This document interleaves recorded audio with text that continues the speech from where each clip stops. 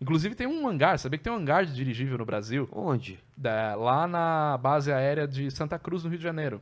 Não sabia É o não, cara. hangar do Zeppelin.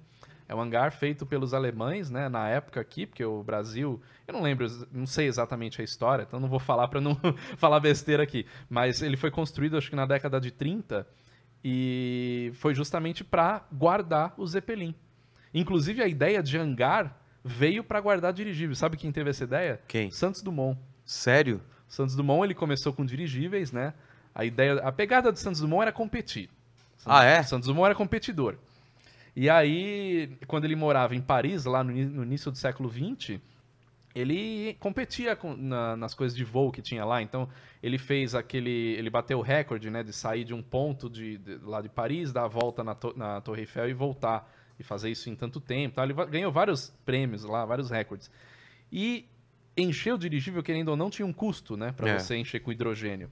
Então, cada vez que ele fazia um voo e ele precisava guardar, ele precisava murchar, porque não dá pra você guardar um dirigível naquela época no tempo. Qualquer vento, qualquer coisa, o troço sai voando. Aí ele criou a ideia de um hangar para guardar ele cheio. Então, vamos fazer um negócio fechado, que se a gente entra com o dirigível cheio, não precisa esvaziar. Eu economizo e ganho tempo. Imagina o tamanho desse negócio. Pois é. Se você vê o tamanho do hangar do Zeppelin, que evidentemente é muito maior do que os dirigíveis do Santos Dumont, cara, ele é um absurdo de grande. Você vê ele de longe, eu já sobrevoei lá, indo pro Rio de Janeiro, de helicóptero, que a gente passou em cima da Restinga da Marambaia. Cara, fica meio longe, assim, do hangar do Zeppelin, da base aérea, você vê o hangar gigante ali. É estupidamente grande o hangar. E falando do Santos Dumont, você falou que ele começou com um dirigível. Sim. E essa polêmica qual é o seu veredito? Meu Deus. Porque falar nisso sempre dá briga, né? É. E Só aí? corrigindo, ele começou com um balão, depois ele evoluiu, né? E Tá. pôs as hélicezinhas ali para o balão não ir só ao vento. Você falou que ele era um competidor, ele não estava querendo voar e controlar cada vez mais o voo. Ele tinha esse objetivo, mas o maior objetivo dele era ganhar os prêmios que tinha ali em Paris. Porque assim, o Santos Dumont, na verdade, ele era um cara que ele era de família muito rica, né? O pai dele... É um Chiquinho Scarpa com cérebro, é assim. Eu tô dizendo que o Chiquinho Scarpa é burro, mas com certeza o Santos Dumont era muito mais inteligente que ele, né? Ele trouxe muito mais coisa. Exatamente. Né? O Santos Dumont era de família rica, então ele foi para Paris e aí ele morou lá há muito tempo na França e tal, e ele começou a fazer essas coisas porque ele se interessava, ele sempre se interessou por invenções desde criança. E aí ele começou a construir máquinas voadoras também com o objetivo de mostrar que era possível para ganhar os prêmios. O primeiro balão que ele fez, o balão número 1, ele fez para mostrar que aquele balão daquele tamanho poderia levantar uma pessoa. Tudo bem que ele não era muito referência, porque ele tinha 1,5 m de altura, ele era baixinho. muito pequenininho e muito magrinho. Inclusive ele usava, se você olhar nas fotos, ele usava sempre um salto e ele usava um colarinho que ficava mais esticado assim, ó, para parecer que ele era mais alto assim. Então ele fez um balão pequeno, todo mundo olhava e falou, cara, esse balão não vai voar mais Tipo o Zezé de Camargo, que também usa um salto, cara. Pra fingir que é mais alto, né? Caramba. E aí ele começou a fazer os dirigíveis para participar. E o 14 bis, ele foi justamente para ele participar de um dos campeonatos que teve lá no Aeroclube da França, para o mais pesado que o ar. Então nessa época era uma corrida para ver quem que ia ganhar isso, quem que ia ser o primeiro a levantar voo. Eu não gosto de entrar muito nessa polêmica, apesar de sim, o Santos Dumont ele ter sido o primeiro a voar naquelas condições. Quais são as condições? Decolou por meios próprios e foi registrado, foi gravado, todo mundo viu e teve ali o registro do Aeroclube de Paris. Então ele foi o primeiro mesmo a voar. Nessas condições, sim. Só que, irmãos Wright voaram antes. Bom, aí a gente já começa a entrar num monte de coisa. Por exemplo, voaram em 1903. Os registros que tem de 1903 é aquela história da catapulta que todo mundo né, já ouviu falar.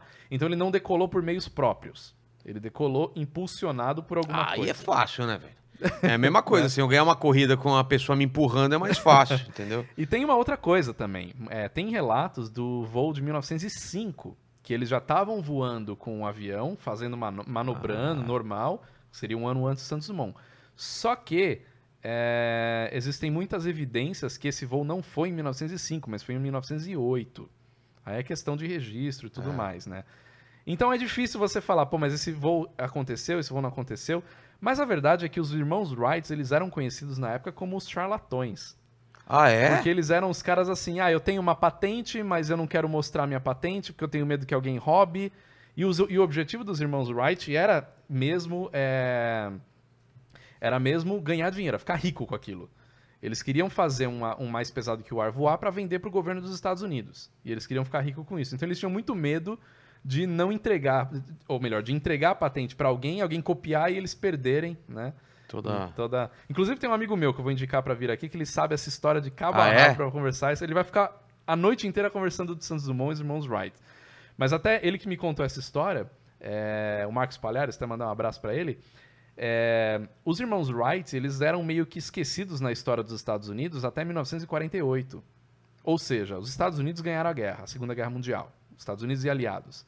Eles precisavam de um herói. Além dos heróis da guerra, eles precisavam de um herói histórico. Então eles meio que resgataram a história dos irmãos Wright de 45 anos antes. Imagina o que você perde 45 anos antes daquilo. Pensa 45 anos atrás, né? Que tem muito mais registro. Então você imagina em 1948 você resgatar uma história que supostamente aconteceu em 1903. Então muita coisa foi meio que... E é isso. Então, né? Então é difícil você... Porque você eu tem sei a que deve ter primazia... muita gente me odiando porque eu tô falando isso, mas... É porque você tem a primazia do voo e do avião, é uma coisa muito importante, né, cara? E uma coisa errada... Como não deixarem isso pra gente, cara? Os caras têm tanta coisa, né? Pois é, né? O cara tem o cinema, tem Exato, dólar. O cara né? tem o dólar, velho. Até hoje, né? Até hoje. Deixa alguma coisa pra gente, né? Mas, uma coisa importante de dizer, assim, não existe um inventor do avião. O Santos Dumont não foi um cara que do nada ele acordou e falou, nossa, agora eu tenho a ideia... Antes dos irmãos Wright, antes do Santos Dumont, tiveram vários voos bem-sucedidos, o mais pesado que o ar, porém não tripulados. Então você pega planador, já tinha voado antes, você pega aeromodelos com motor, já tinha voado antes. Tem um modelo com motor a vapor, que voou em 1842 ou 48, né? Por aí. Então, bem antes de Santos Dumont voar. E por que isso não era considerado um avião? Porque não dava pra controlar? Porque não era tripulado, né? Ah, não era tripulado. Não foi o primeiro homem a voar, né? Vamos dizer assim. Foi o primeiro objeto mais pesado que o ar a voar. Mas se você tivesse que decidir agora, você é o cara que decide. Tudo bem que você não tem todas as informações. Você diria Sim. Santos Dumont ou Irmãos Wright? Nas condições de decolar por meios próprios, Santos Dumont. Santos Dumont. Sim. Chupa, Estados Unidos. Chupa. Santos Dumont aqui, cara. E eu acho o seguinte, acho que o brasileiro... Tem muito brasileiro que fala, não tem nada a ver, porque os irmãos... Eu acho que o brasileiro tem que, pelo menos, tentar valorizar o que veio do Brasil, apesar do Santos Dumont ter feito isso na Europa e não no Brasil. O voo foi feito na França. Mas o Santos Dumont era brasileiro e ele morreu no Brasil. Ele não fez aqui porque o pessoal ia roubar as peças, né, antes de voar. Ele fez lá, pelo menos conseguiu. E ele morreu no Brasil. Ele nasceu, ele viveu um tempo na França e depois ele veio pra cá. Mas a gente tem que valorizar da mesma forma que o americano tem essa propaganda. Os caras, eles valorizam muito. Eles valorizam muito. Então, cara, nos Estados Unidos, Irmãos Wright e acabou. E não tem discussão. Você vai no Smithsonian, um museu lá dos Estados Unidos, lá em Washington, você vê aquela seção dos irmãos Wright. E você vê um cantinho assim com 14 bis. Né? Então, é uma forma de propaganda que eles fazem. E eu morei nos Estados Unidos e um amigo meu lá, logo na época das Olimpíadas, que teve inclusive a abertura das Olimpíadas do Rio de Janeiro, que teve um 14 bis voando, eu fui pra lá, meu amigo perguntou, cara, o que era aquilo? Falei, como assim? Os caras nem estudam isso? Santos Dumont não existe nos Estados Unidos. Os caras apagaram. Apagam. E aqui é o contrário, né? A gente sabe praticamente toda a história, né, que se divulga dos irmãos Wright. Voou em 1903, foi catapultado, não sei o quê, né?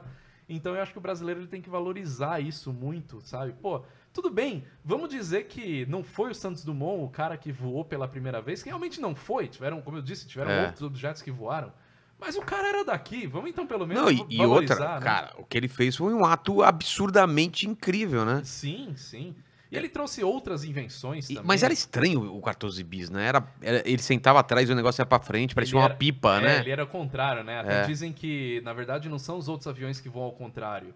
Não é o 14 bis que voa ao contrário, são os outros, né? Porque o 14 bis foi o primeiro. É verdade, é verdade, é verdade. Mas o avião era tão estranho que até o próprio Santos Dumont destruiu o 14 bis. 14 bis ele não existe mais. Logo depois, acho que em novembro de 1906 ele fez outro voo.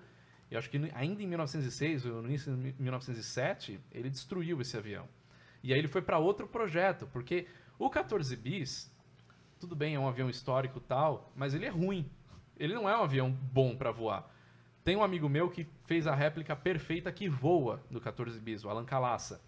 E eu fiz um vídeo com ele, inclusive, tal, e eu vi o 14 bis voando. aí? Voa, mas voa ruim. É? Porque é uma pipa. Inclusive, a forma que ele fez o 14 bis, aquela caixa, é lembrando a pipa, né? Então ele é muito suscetível a vento. Qualquer ventinho já... Ele não faz curva direito. Ele é muito grande. Então ele é um avião estranho. Então o próprio Santos Dumont, quando ele pegou a sacada da aerodinâmica e como que o negócio voa, ele partiu para outros projetos. E o projeto muito famoso do Santos Dumont foi o Demoiselle, que é um aviãozinho que o Santos Dumont fez, que já tem um formato muito mais parecido com o avião que a gente conhece hoje.